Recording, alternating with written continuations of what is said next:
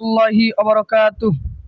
আলহামদুলিল্লাহি ওয়াহদা ওয়াসসালাতু ওয়াসসালামু আলা মান লা নাবিয়্যা বা'দা আম্মা বা'দ।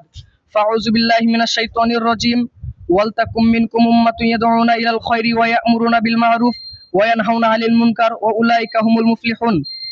সংক্ষিপ্ত হামদ ও সালাতের পর বাংলাদেশের অন্যতম শিক্ষা প্রতিষ্ঠান আল জামিয়া আর রশিদিয়া আল ইসলামিয়া মাদ্রাসা কর্তৃক আয়োজিত আজকের ইসলাহুল বায়ান ওয়াল আমালের সম্মানিত সভাপতি, বিজ্ঞ বিচারক মণ্ডলী, সুদক্ষ পরিচালক এবং আমার সামনে বসে থাকা ছাত্র ভাই ও বন্ধুগণ, আপনারা সকলেই অবগত আছেন যে ইসলাহুল বায়ানের পক্ষ থেকে আমাকে বিষয় দেওয়া হয়েছে সৎ কাজের আদেশ ও অসৎ কাজের নিষেধ।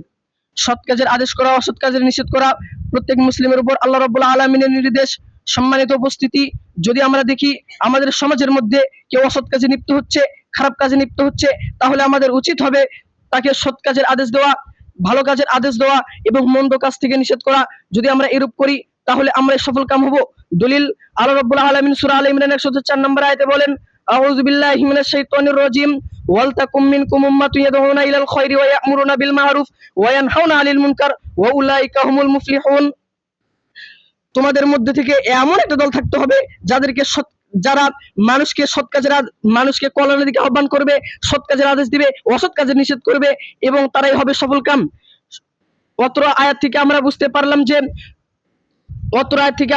পারলাম যে ইসলাম যেসব সৎকর্ম ও পুণ্যের নির্দেশ দিয়েছে এবং প্রত্যেক নবী আপন আপন যুগে যেসব সৎকর্মের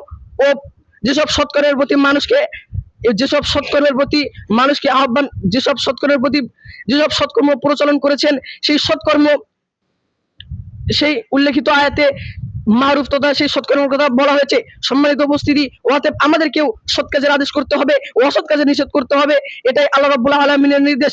সম্মানিত উপস্থিতি, এ ব্যাপারে আল্লাহ রাসূল সাল্লাল্লাহু আলাইহি ওয়াসাল্লাম বলেন, আন আবি সাঈদ আল খুদরি রাদিয়াল্লাহু তাআলা আনহু قال عن النبي عن رسول الله صلى الله عليه وسلم من رأى منكم منكرا فليغيره بيده فإن لم يستطع فبلسانه فإن لم يستطع فبقلبه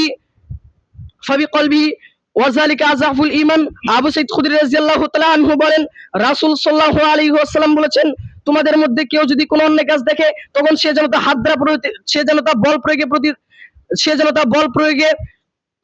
বাধা প্রদান করে। যদি এতে সম্ভব না হয় তাহলে সে মুখ দ্বারা বাধা প্রদান করবে, যদি এতে সক্ষম না হয় তাহলে অন্তর দ্বারা বাধা প্রদান করবে। আর অন্তর দ্বারা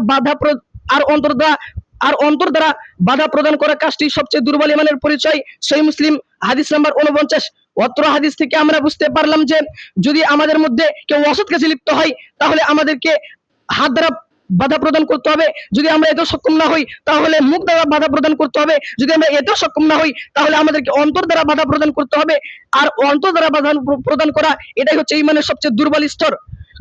এ ব্যাপারে আল্লাহর নবী সাল্লাল্লাহু আলাইহি ওয়াসাল্লাম অপর এক হাদিসে বলেন, আন জাবির রাদিয়াল্লাহু আনহু আনিন নবী সাল্লাল্লাহু আলাইহি ওয়াসাল্লাম সাইয়্যিদুশ শুহাদাই হামজা ইবনে আব্দুল মুত্তালিব وقال ورجل قام الى امام جائر فامره ونهاه فقتله। জাবির রাদিয়াল্লাহু তাআলা আনহু বলেন, রাসূল সাল্লাল্লাহু আলাইহি ওয়াসাল্লাম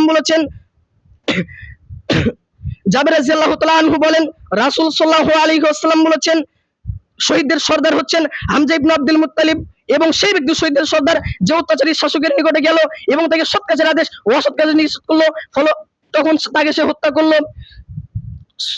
সিলসিলা সহিহ হাদিস নাম্বার 374। অত্র হাদিস থেকে আমরা বুঝতে পারলাম স্বৈরাচারী শাসককে হকের দাওয়াত দেওয়া খুবই কঠিন কাজ। এমন স্থানে দাওয়াত দেওয়ার পরিণতি জীবন বিসর্জন হতে পারে, কিন্তু তার বিনিময় হবে জান্নাত, আর তার মর্যাদা হবে শহীদদের মর্যাদার সমান।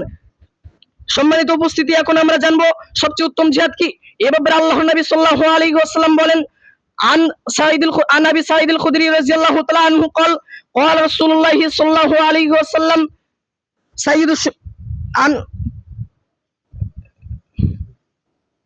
عن أبي سعيد الخدري رضي الله تعالى عنه قال قال رسول الله صلى الله عليه وسلم أفضل الجهاد كلمة عدل عند سلطان جائر أو أمير جائر। আবু সাঈদ খুদরী রাদিয়াল্লাহু তাআলা আনহু বলেন, রাসূল সাল্লাল্লাহু আলাইহি ওয়াসাল্লাম বলেছেন, স্বৈরাচারী শাসকের সম্মুখে ন্যায়সঙ্গত কথা বলাই হচ্ছে সবচেয়ে উত্তম জিহাদ। ইবনে মাজাহ হাদিস নাম্বার 4011। অত্র হাদিস থেকে আমরা বুঝতে পারলাম যে সবচেয়ে উত্তম জিহাদ ওই জিহাদ, সবচেয়ে শ্রেষ্ঠ জিহাদ ওই জিহাদ, যে জিহাদ দ্বারা স্বৈরাচারী শাসককে হকের দাওয়াত দেওয়া হয়। কিন্তু আমাদের সমাজে অসংখ্য আলেম রয়েছে যারা স্বৈরাচারী শাসককে দাওয়াত দিতে চায় না। তারা ভাবে যদি আমরা স্বৈরাচারী শাসককে দাওয়াত দেই তাহলে হয়তো আমাদের জুলুমের শিকার হতে হবে, আমাদেরকে হত্যা করা হবে। সম্মানিত উপস্থিতি, আমাদের প্রত্যেকের উচিত স্বৈরাচারী শাসককে সৎ কাজের আদেশ দেওয়া এবং অসৎ কাজ থেকে নিষেধ করা এবং কল্যাণের দিকে আহ্বান করা। আল্লাহ তাআলা আমাদের প্রত্যেককে সেই তৌফিক দান করুন। আমরা সকলে বলি আল্লাহুম্মা আমিন। এই বলে আমার বক্তব্য শেষ করছি। আসসালাম।